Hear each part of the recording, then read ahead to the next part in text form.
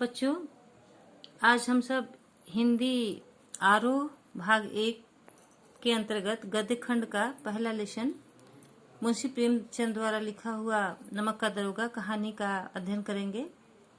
इस कहानी के सारांश जानने से पहले मुंशी प्रेमचंद जी के जीवन चरित्र के विषय में जान लेते हैं।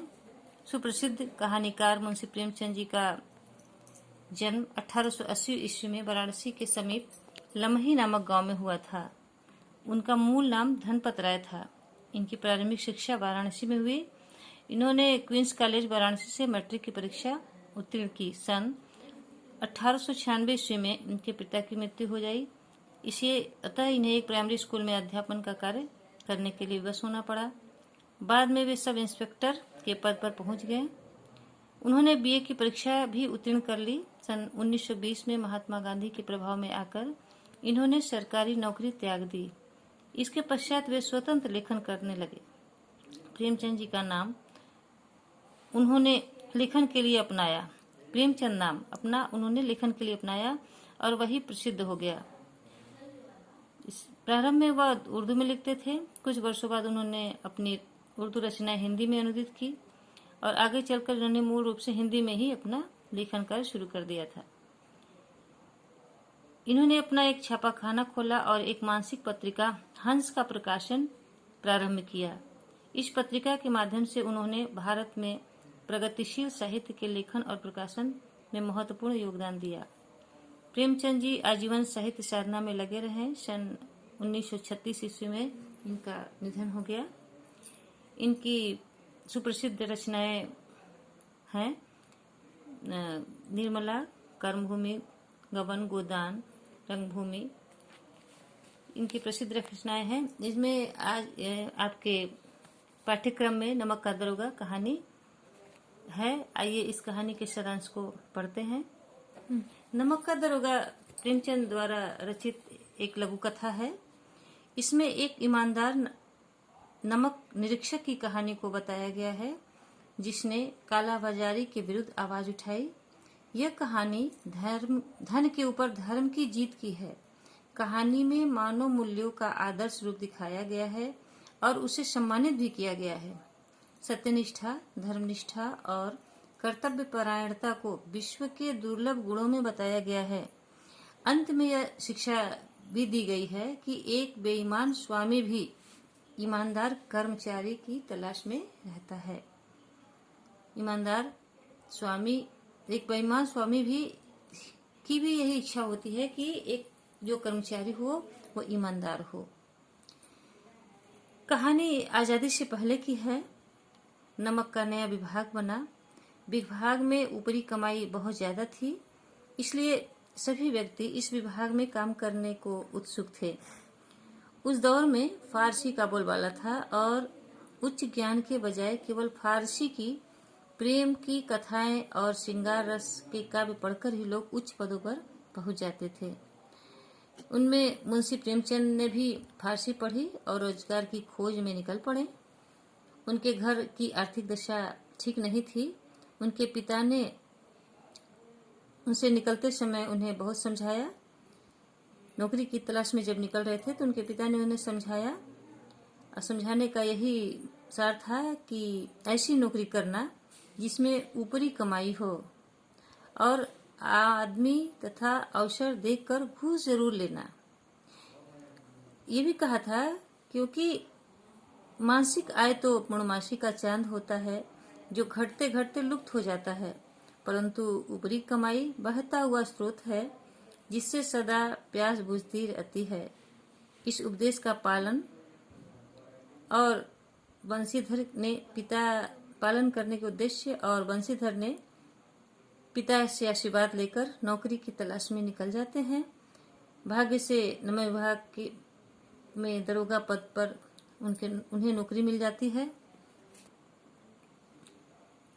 जिसमें वेतन अच्छा था, साथ ही ऊपरी कमाई भी ज्यादा थी। यह खबर जब पिता को पता चली तो वो बहुत खुश हुए। मुंशी बंशीधर ने 6 महीने में अपनी कार्यकुशलता और अच्छे आचरण से सभी अधिकारियों को मोहित भी कर लिए। जाड़े का समय था। एक रात बंशीधर अपने दफ्तर में सो रहे थे। उनके दफ्तर से 1 मील पहले जमुना नदी थी, जिस पर नाव का पुल बना हुआ था। गाड़ियों की आवाज और मल्लाहों की कोलाहल से उनकी नींद खुली, तो बंदूक जेब में रखा और घोड़े पर बैठकर पुल पर पहुंच गए। वहां गाड़ियों की एक लंबी कतार पुल पार कर रही थी। उन्होंने पूछा, किसकी गाड़ियां हैं? तो पता चला कि पंडित ओलोपीदीन की है। मुंशी बंशीधर चौंक पड़े। पंडित ओलोपीदीन इलाके के सबसे प्रतिष्ठित जमींदार थे। लाखों रुपयों का व्यापार था। बंशीधर ने जब जांच किया तो पता चला कि गाड़ियों में नमक के ढेले के बोरे हैं। उन्होंने गाड़ियां रोक ली। पंडित जी को यह बात पता चली तो वह अपने धन पर विश्वास किए और बंशीधर के पास पहुंचे और उनसे गाड़ियों को रोकने के बारे में पूछा। पंडित जी ने बंशीधर को रिश्वत देकर गाड़ियों को छोड़ने के लिए भी कहा, परंतु बंशीधर अपने कर्तव्य पर अडिग रहे और पंडित जी को गिरफ्तार करने का हुक्म दे देते हैं। पंडित जी आश्चर्यचकित रह गए। पंडित जी ने रिश्वत को बढ़ाया और अधिक रिश्वत देने के भी कहा, परंतु बंशीधर नहीं माने और पंडित जी को गिरफ्तार कर लिया गया। अगले दिन यह खबर हर तरफ फैल जाती है। पंडित ओलोपीदीन के हाथों में हथकड़ियां डालकर अदालत में लाया गया। हृदय में ग्लानि और क्षोभ और लज्जा से उनकी गर्दन झुकी हुई थी। सभी लोग चकित थे कि पंडित जी कानून की पकड़ में कैसे आ गए। सारे वकील और गवाह पंडित जी के पक्ष में थे। बंशीधर के पास केवल सत्य का बल था। न्याय की अदालत में पक्षपात चल रहा था। मुकदमा तुरंत समाप्त हो गया। पंडित ओलोपीदीन को शाबूत के अभाव में रिहा कर दिया गया। इधर बंशीधर के उदंडता और विचारहीनता के बर्ताव पर अदालत में दुख जताया, जिसके कारण एक अच्छे व्यक्ति को कष्ट झेलना पड़ा। भविष्य में उसे अधिक होशियारी रहने को कहा गया। उसे यानी बंशीधर को होशियार रहने को कहा गया। और पंडित ओलोपीदीन मुस्कुराते हुए बाहर निकलते हैं। रुपए बांटे, आनंद मनाए। बंशीधर को व्यंग बाणों को भी सहना पड़ा। 1 सप्ताह के अंदर कर्तव्य निष्ठा का दंड भी मिल गया और नौकरी से भी हटना पड़ा। बंशीधर पराजित मन से, शोक और खेद से व्यथित थे। अपने घर की ओर चल पड़ते हैं। घर पहुंचते हैं तो पिताजी की कड़वी बातें सुननी पड़ी। वृद्ध माता को भी दुख हुआ। पत्नी ने कई दिनों तक सीधे मुंह बात भी नहीं की। 1 सप्ताह बीत गया। संध्या का समय था। बंशीधर के पिता राम नाम की माला जप रहे थे। तभी वहां एक सजा हुआ एक रथ आकर रुका। पिताजी ने देखा कि पंडित ओलोपीदीन है। झुककर उन्हें दंडवत किया और चापलूसी भरी बातें करने लगे। साथ ही अपने बेटे को कोसा भी। पंडित जी ने बताया कि उन्होंने कई रईसों और अधिकारियों को देखा और सबको अपने धन बल का गुलाम बनाया। ऐसी पहली बार हुआ है जब कोई व्यक्ति ने अपनी कर्तव्य निष्ठा द्वारा उन्हें हराया हो। बंशीधर ने जब पंडित जी को देखा तो स्वाभिमान सहित उनका सत्कार किया। उन्हें लगा कि पंडित जी उन्हें लज्जित करने आए हैं, परंतु पंडित जी की बातें सुनकर उनके मन का मैल मिट गया और पंडित जी की बातों को उनकी उदारता बताया।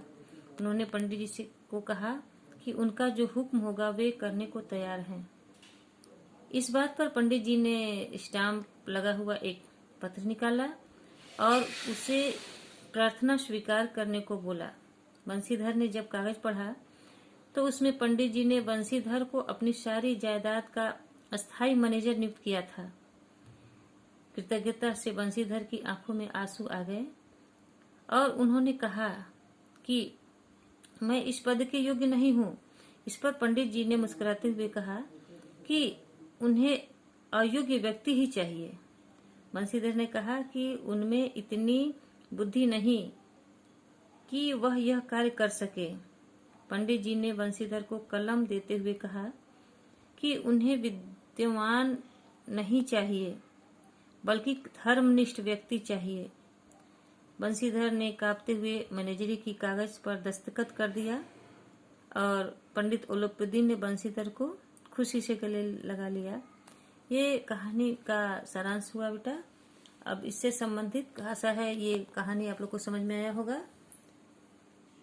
तो बच्चे ये कहानी नमक का दरोगा कहानी के सार है। इस कहानी से सत्य निष्ठा, धर्मपरायणता और कर्तव्य निष्ठा को महत्व दिया गया है।